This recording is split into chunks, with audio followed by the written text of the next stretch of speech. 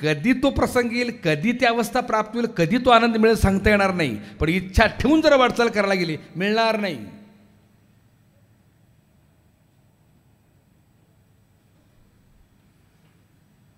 एक सरोवर होतं.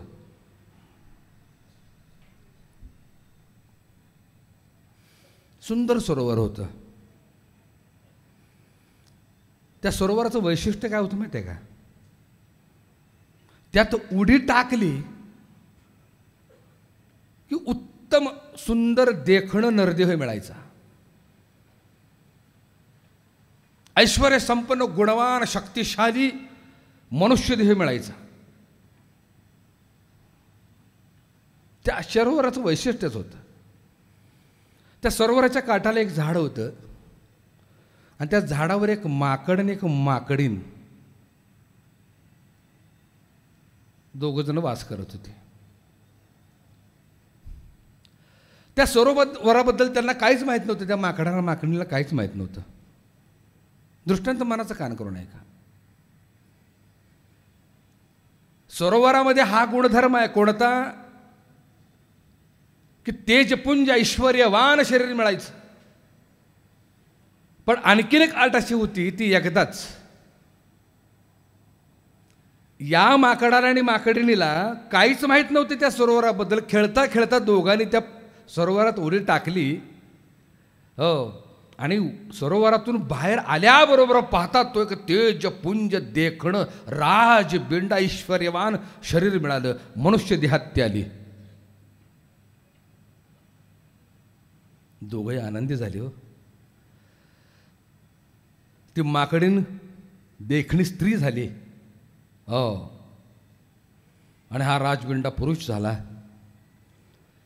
ही दोघं सरोवराच्या काठाला आली, पुन्हा झाडावर चढली. हो, त्या माकडाला वाटलं मी माकडाचा माणूस झालोय, अजून एकदा उडी टाकतो. हो, म्हणजे मी माणसाचा देव होईन.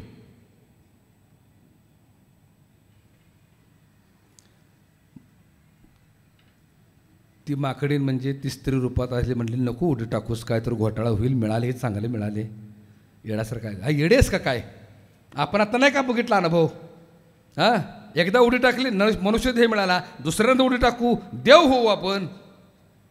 ती म्हटली नको काय असं करूस, ही मिळाले चिकार झालं. त्या बिचाऱ्याची आशा काय संपली नाही. तो म्हटलं राहू दे, तू नको टाकूस, मी टाकतो. उडी टाकली. हो, आणि बाहेरून बघतो तर पुन्हा माकड होतं. तसं झालं. ती म्हणत होती बाबा तुला सांगत होते नको उडी टाकूचं, झालंयस माकड, आता काय करू.